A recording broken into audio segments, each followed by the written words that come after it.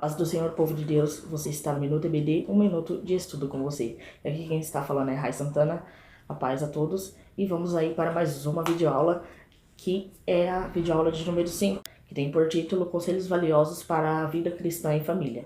Esse é o título da videoaula de hoje. Mas antes de adentrarmos nesta lição abençoada, já peço para você que acompanha o canal, deixe o seu like logo no começo do vídeo mesmo. Bora! Também compartilhe esse vídeo com alguém. Para você que está chegando agora que ainda não é inscrito no canal, aproveite, se inscreve. Temos vídeo aí toda semana, videoaulas abençoadas, até paródia a gente tem nesse canal. Mas aproveita, se inscreve, é de graça, ok? Você não paga nada. E agora que cada um já deixou o seu like aí no começo do vídeo, vamos então para a videoaula. Essa lição de número 5 irá falar sobre os conselhos valiosos para a vida cristã e família.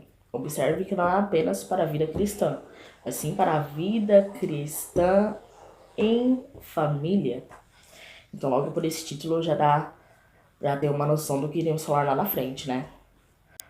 Como a família deve ser constituída, qual é o perfil da mulher cristã, qual é o perfil do homem cristão, e eles dois constituindo uma família, quais são os conselhos que cada um deles devem levar para esta família. Nós iremos ver tudo isso na videoaula de hoje. Texto do dia. Portanto, deixará o varão, o seu pai e a sua mãe, e apegar-se-á à mulher, e serão ambos uma carne.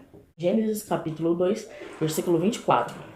Então observe o seguinte, que a partir do momento que o camarada ele deixa a sua residência e passa então a habitar com a sua esposa, estamos falando aqui algo bíblico, que está registrado na Bíblia.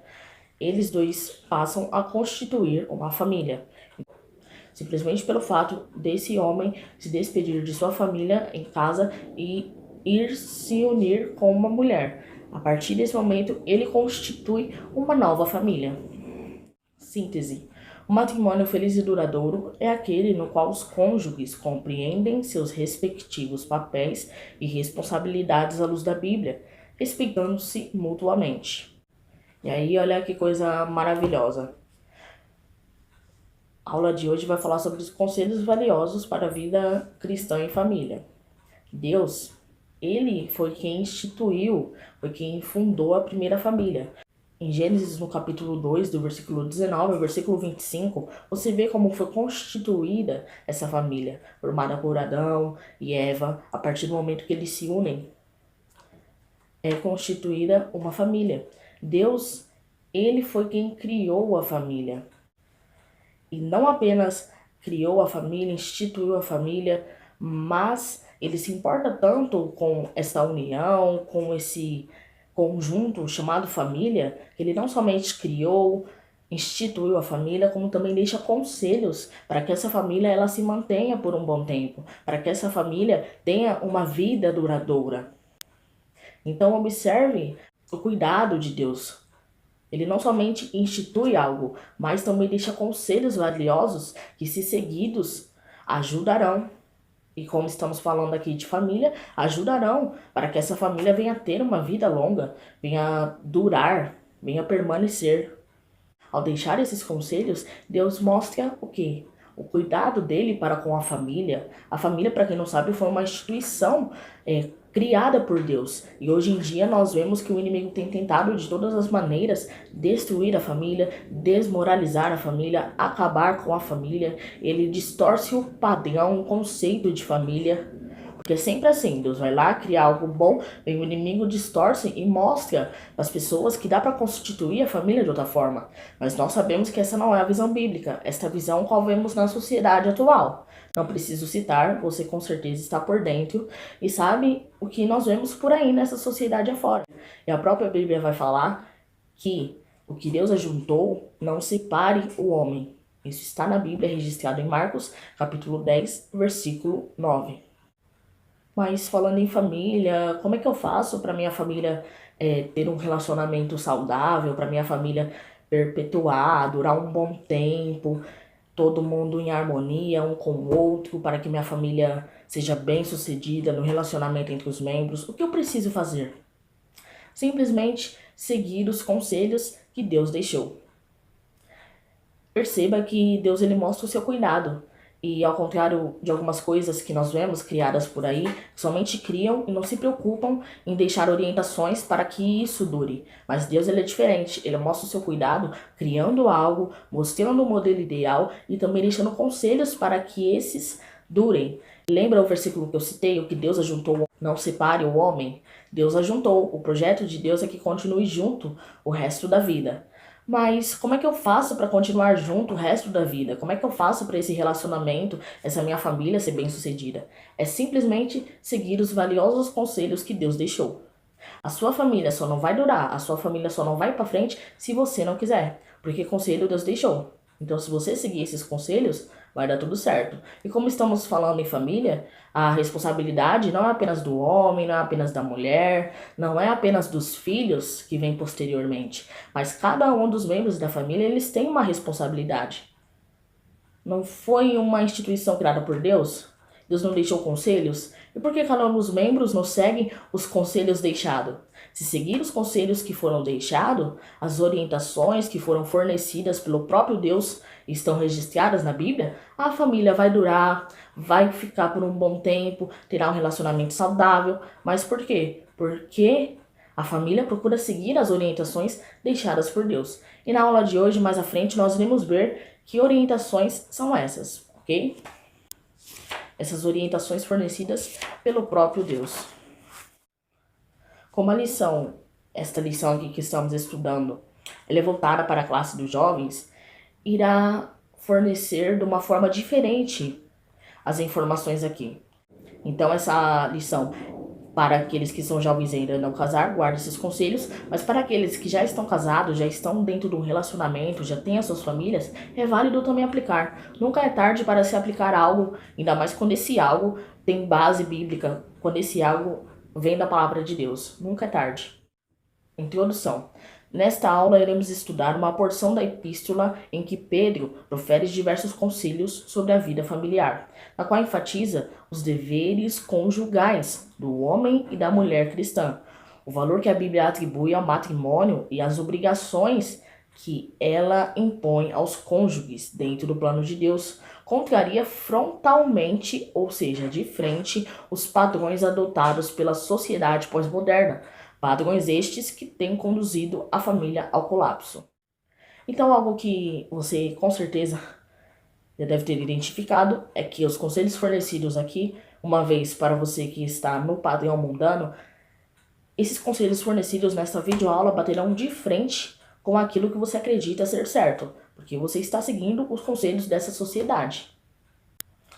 Agora, se você é servo de Deus e procura aplicar o que está escrito na Bíblia, seja bem-vindo. Esta aula é para você mesmo. Assista, aplique e a bênção é grande. Vamos para a aula. Vamos agora para o tópico de número 1, qual tem por título A Conduta da Mulher Cristã. Subtópico de número 1, a submissão da esposa cristã. Lembra que na aula passada nós começamos a falar sobre esse princípio, que é o princípio da submissão. Se nós formos resumir de forma bem básica o que seria essa submissão, pelo menos eu extraí o conceito de respeito. Na aula passada, vou falar desse princípio da submissão em relação aos superiores, às autoridades e ao Estado. E na aula de hoje nós iremos ver esse mesmo princípio, mas iremos aqui aplicar, no caso, essa submissão. E aqui, nesse subtópico, iremos falar da submissão da esposa cristã. Aqui nesse subtópico nós iremos ver que a esposa cristã ela tem um papel abençoado a desempenhar ao lado do seu esposo. Qual é o papel da esposa cristã? Ela é auxiliadora, ela é a companheira, ela é aquela pessoa que está ao lado do seu esposo. Então a mulher cristã ela foi feita para estar ao lado, para ser auxiliadora, adjuntora, companheira, ok? E aí vem a pergunta. A mulher cristã deve ser submissa? Sim ou não? E a resposta que eu venho lhes trazer é sim. A mulher cristã deve ser submissa. E quando falamos submissão, significa ela respeitar o seu companheiro, ser submissa a ele, estar à disposição dele, estar pronto para ouvir, e uma vez como companheiro estar com ele para tudo.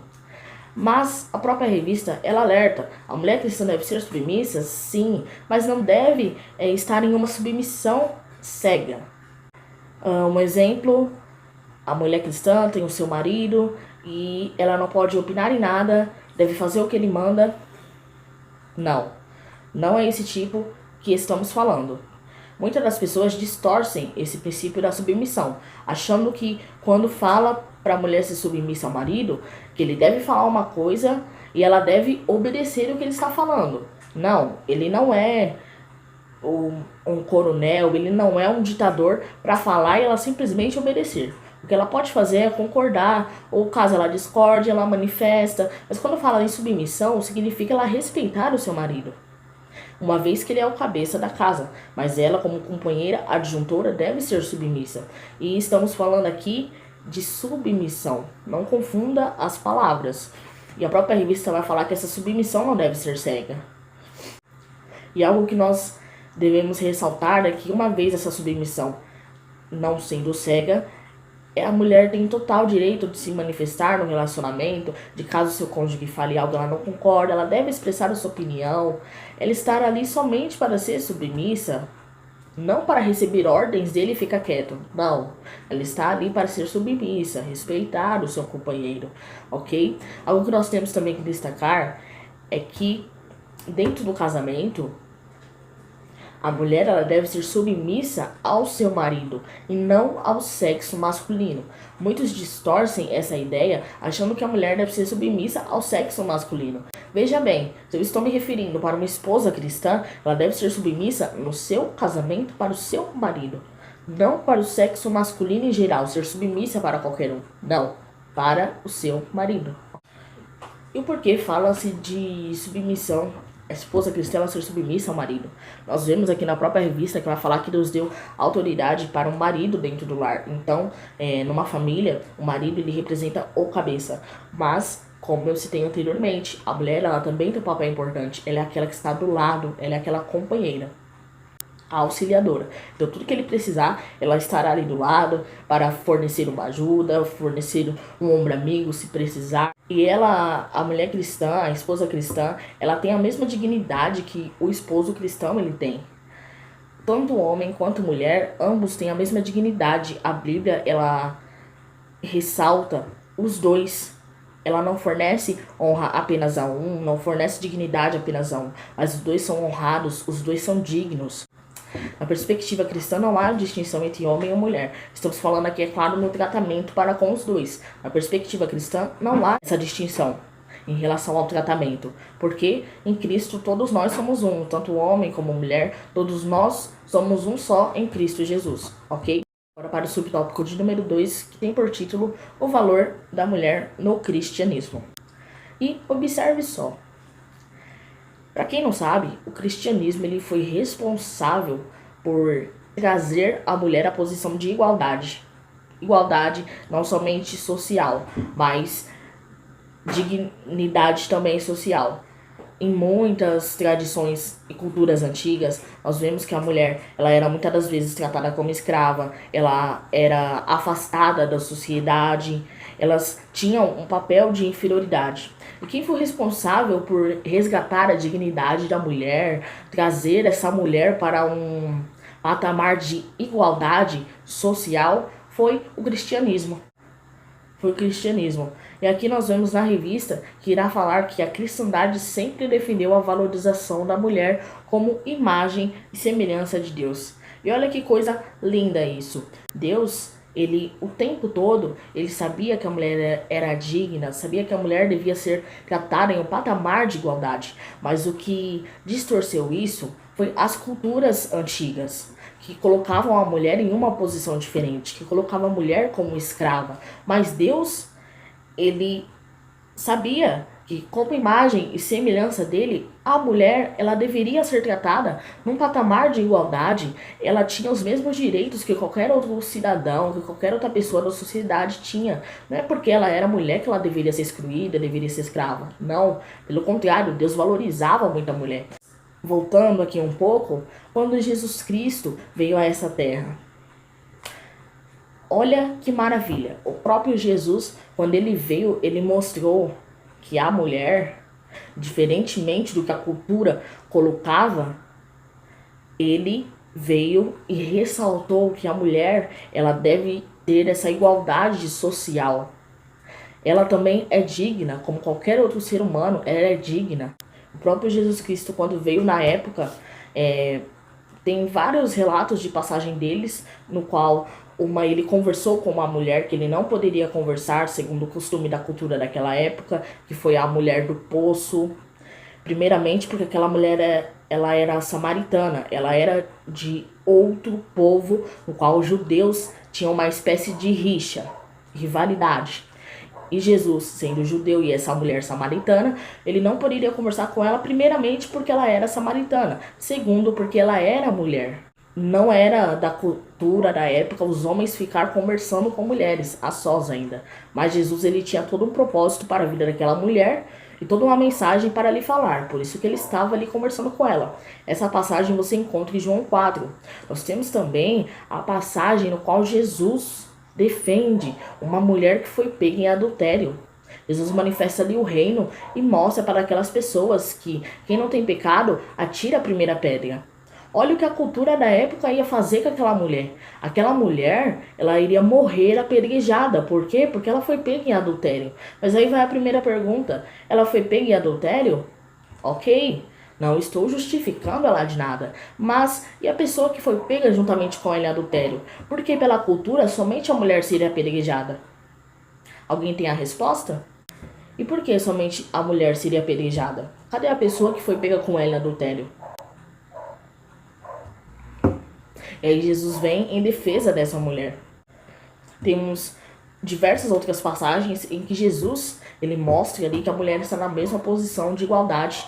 A mesma atenção que ele dá para os discípulos que andavam com ele dava para as mulheres que se chegavam até ele e trata as mulheres de igual modo no qual ele trata os discípulos.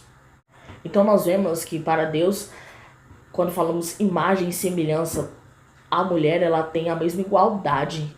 Ela deve ter a mesma atenção, diferente do que algumas culturas pregavam na época, que a mulher deveria ter papel de escrava, que a mulher tinha papel inferior. Não, a mulher ela tem a mesma importância, ela deve ter a mesma relevância social. E Jesus, quando ele veio, ele mostrou isso também.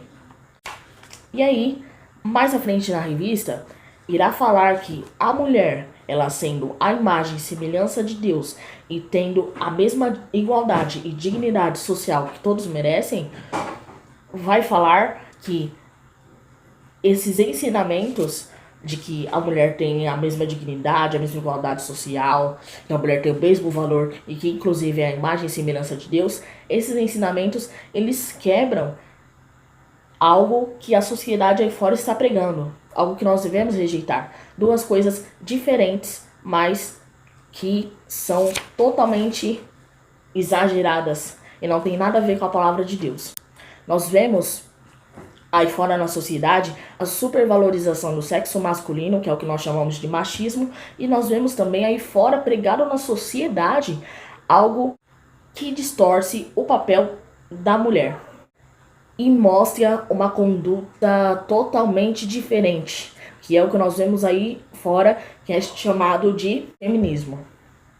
Essas duas posturas, machismo e feminismo, a Bíblia não fornece respaldo bíblico para nenhum deles. A única coisa que a Bíblia vai orientar é que os dois, eles são iguais. Os dois são a imagem e semelhança de Deus. Os dois devem ser tratados da mesma forma. Então, você, uma vez como cristão, tendo acesso a esse ensino e uma vez estudando sobre isso, sabe que tanto a postura do machismo quanto o feminismo não tem nada a ver com a Bíblia, não tem respaldo bíblico e é totalmente antibíblico se nós formos examinar, ok? Vamos agora para o subtópico de número 3, ganhando o esposo não crente. Estamos falando aqui nesta aula sobre a conduta da mulher cristã. Já falamos da submissão, do valor que ela tem, que quem resgatou esse valor foi o cristianismo. O cristianismo devolveu o valor da mulher. E agora, uma vez falando para a esposa cristã, vamos falar também ganhando o esposo não crente. Que é para aquela esposa que é cristã, é mulher de Deus, porém o seu cônjuge não é crente. O que essa mulher deve fazer? Primeiramente, o que nós temos que destacar aqui no subtópico de número 3 é que ele vai ter um contexto. O contexto que é claro, na época de Pedro, que foi o escritor da carta. Na época de Pedro, muitas mulheres que entravam na comunidade cristã, elas tinham os seus cônjuges que continuavam no paganismo. Então essas mulheres eram do paganismo, mas se convertiam ao cristianismo e entravam nas comunidades cristãs, mas os seus maridos continuavam no paganismo. E uma vez essas mulheres sendo cristãs agora e sendo esposas, vem a orientação de Pedro para que essas mulheres elas ganhem o esposo delas para Jesus. E aí vai falar nesse subtópico que primeiro de tudo, a conduta da mulher cristã, da esposa cristã, deve ser respeitosa. Embora ela seja crente, o esposo dela não, ela deve respeitar o seu marido. E por que ter uma conduta respeitosa? E aí eu te digo que é importante ter uma conduta respeitosa. Mas por que é importante a mulher cristã, a esposa cristã, ela ter uma conduta respeitosa para com o seu marido? Sabe por quê? Para que ela venha ganhar o seu esposo não crente. Através dessa conduta respeitosa, através dessa forma diferente de tratar ele, ela pode ganhá-lo para Jesus, pode trazê-lo para a comunidade. Naquela época, é claro, o contexto era esse. Mulheres recém-convertidas que tinham seus maridos não crentes. Se nós formos trazer para hoje em dia, mulheres que vão para a igreja, que estão dentro da igreja, seus maridos não são crentes. O que elas podem fazer? Elas continuam tratando com respeito seus maridos e através de seu testemunho, de seu exemplo, elas podem ganhá-los para Jesus. O que mais esse subtópico irá falar? Que somente pelo fato delas terem aceitado a Jesus e os seus maridos não, elas devem continuar tratando com respeito esses maridos, devem respeitar esses maridos. O que elas não devem fazer é desonrar esses maridos e também abandoná-los, somente porque ele não aceitou. Não, continua com seu marido, respeita ele, honra ele e através do tempo, com seu testemunho, você irá ganhá-lo de alguma forma. Então, o conselho da época que Pedro deixa para aquelas mulheres recém-convertidas é para que elas não abandonem seus maridos, não desonrem, não deixem de faltar respeito, mas sim pelo contrário, respeitem, honrem seus maridos e continuem com eles. Através do tempo, elas conseguirão ganhar eles para Jesus. E aí, uma vez que eu falei que essa lição é para jovens, lá no finalzinho desse subtópico vem uma orientação da própria revista.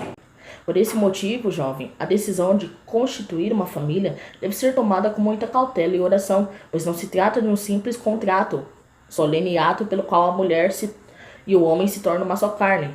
O que Deus uniu não separe o homem, ou seja, o jovem cristão deve pensar bem antes de se casar. E se casar e deparar com uma situação dessa, no qual ele se converteu ao cristianismo e o cônjuge não tem problema. Não deixe de faltar com honra, não deixe de respeitar e continue dando bom exemplo, bom testemunho, que uma hora ou outra o seu testemunho irá levar o seu companheiro, o seu cônjuge a Cristo.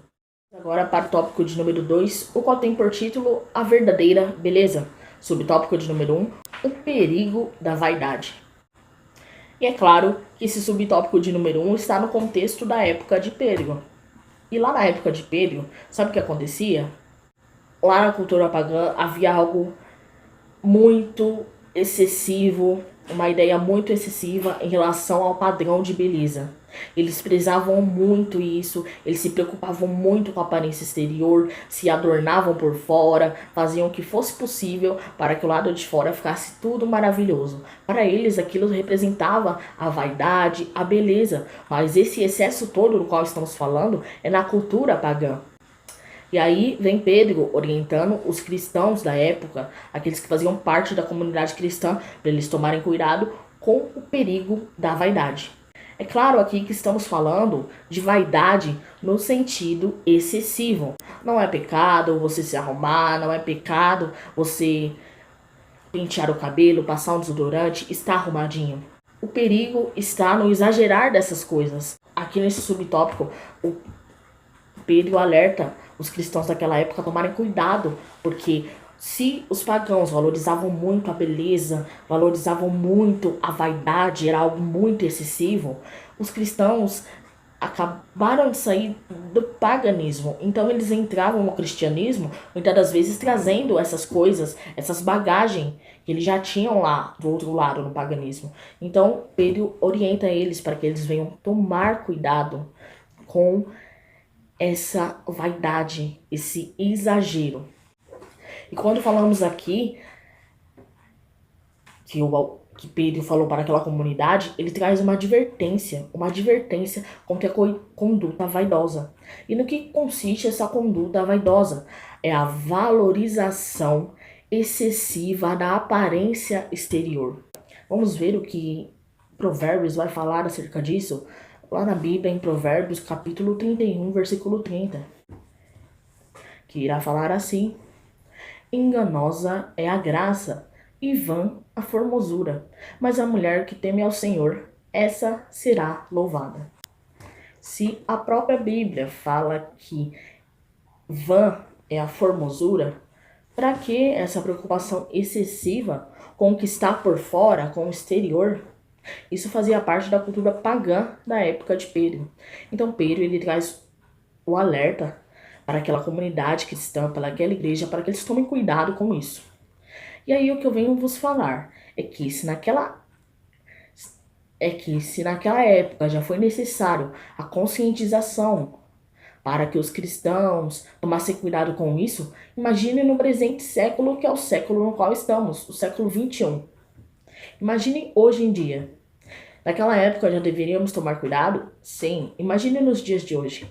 Devemos tomar cuidado com isso também. Porque nos dias de hoje devemos tomar cuidado com isso também. Porque no dia de hoje, irá falar aqui no final do subtópico, que o tempo presente é marcado pela busca da beleza efêmera, pela supervalorização do corpo e da estética pessoal. O crescimento da indústria cosmética e dos acessórios de embelezamento mostram a devoção excessiva das pessoas em busca da aparência.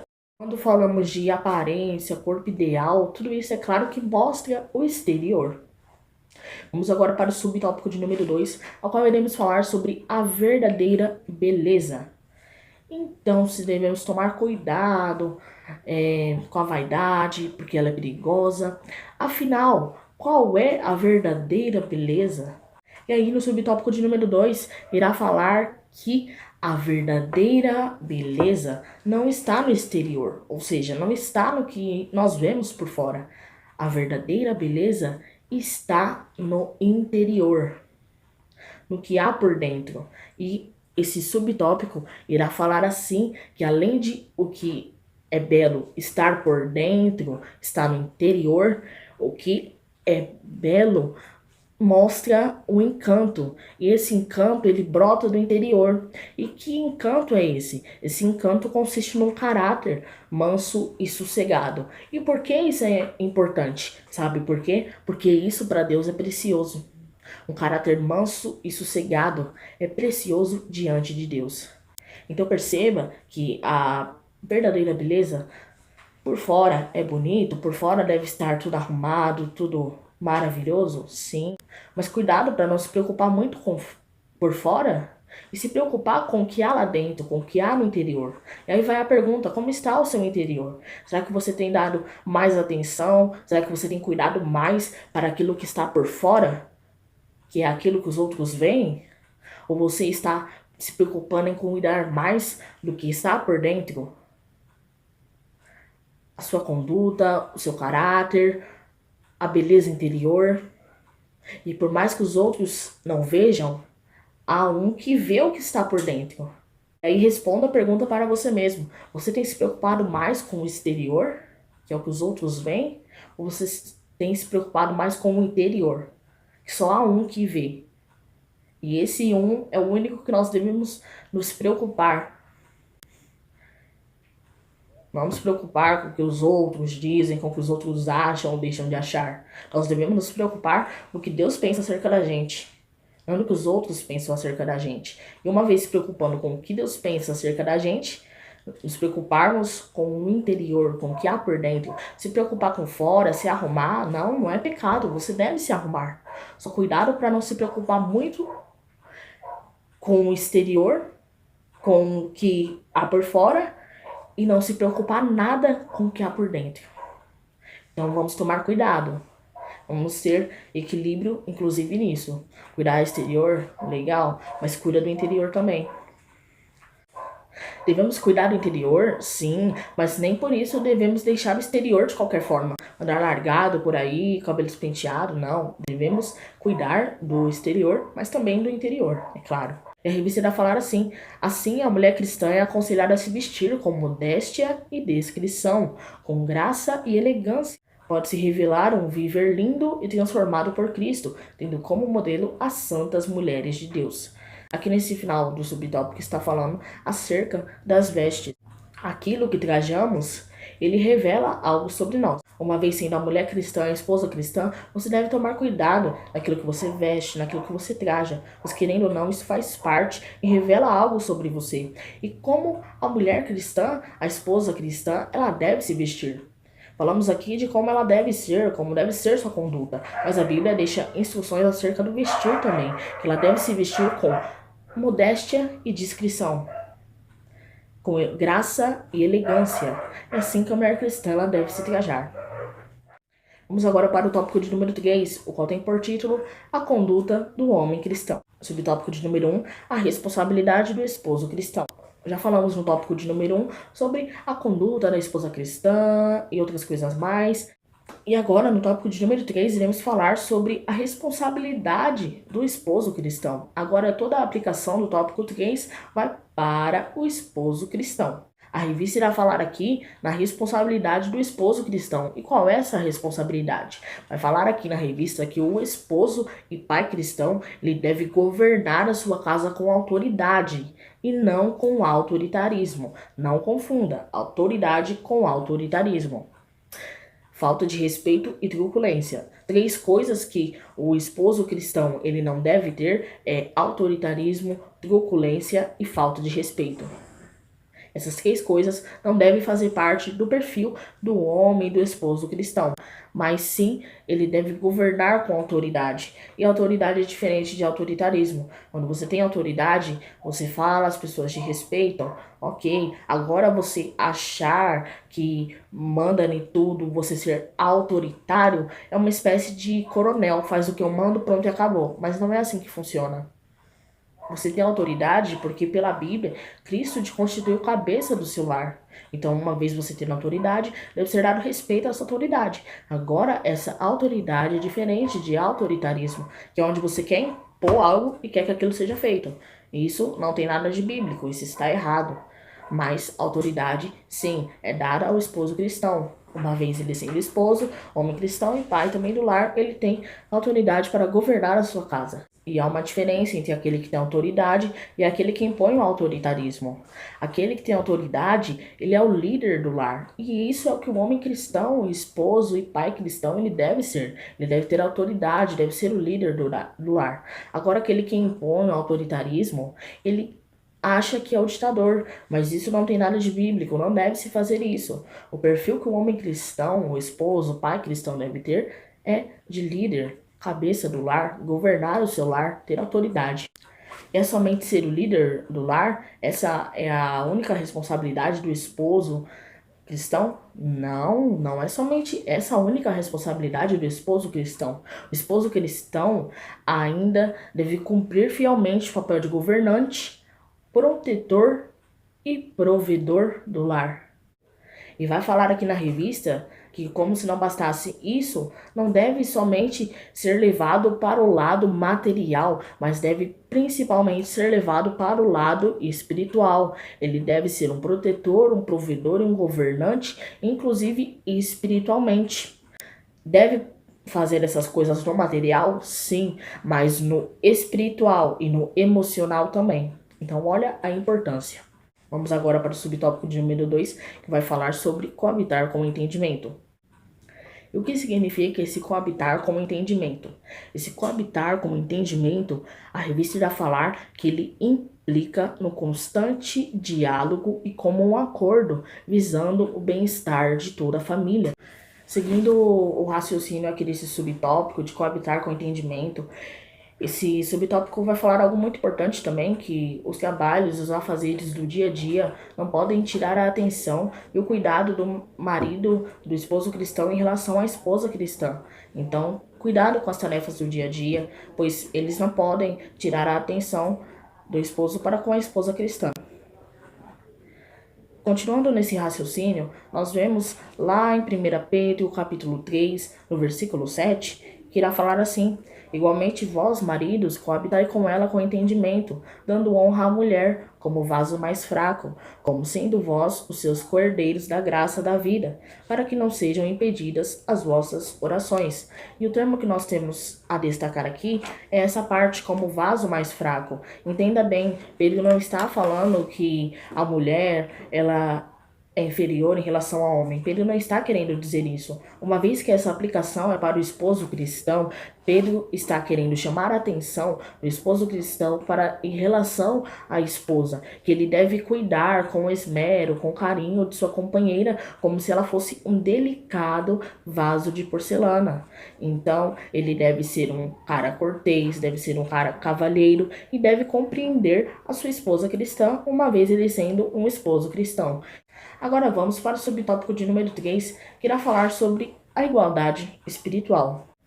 E aí no subtópico de número 3 irá falar assim: a salvação e as bênçãos espirituais não são privilégio dos homens, pois Deus não faz acepção de pessoas, mas o motivo para Pedro advertir os homens sobre a importância do tratamento dispensado à esposa, sob pena de as orações serem impedidas de chegar a Deus.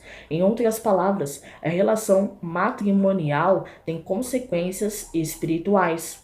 A oração não tem efeito quando falta respeito e cumplicidade no lar. Ou seja, uma vez você sendo esposo cristão, olha como é importante você ter a cumplicidade com sua esposa, você tratar bem a sua esposa, você tratar ela com respeito, pois a sua relação dentro do seu lar, dentro do seu matrimônio, tem consequências espirituais. E dependendo do modo que você age dentro do lar, se falta essa cumplicidade, se falta esse respeito, as orações podem não ser atendidas por conta disso. Então, se você está bem com Deus, se tudo está bem no seu lar, isso vai refletir na sua vida espiritual também. Tudo estará bem. Agora, se estiver mal do lado, vai refletir mal do outro. É consequência.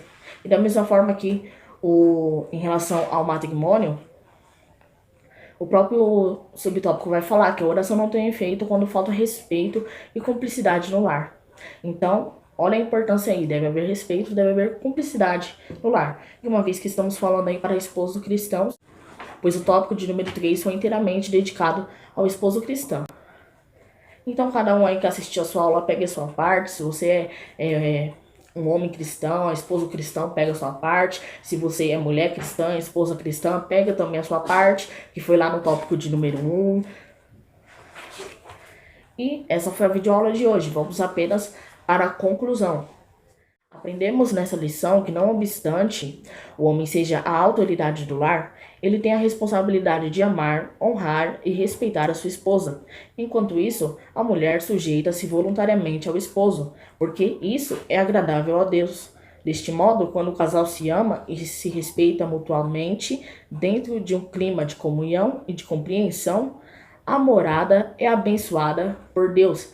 Provérbios capítulo 3, versículo 33.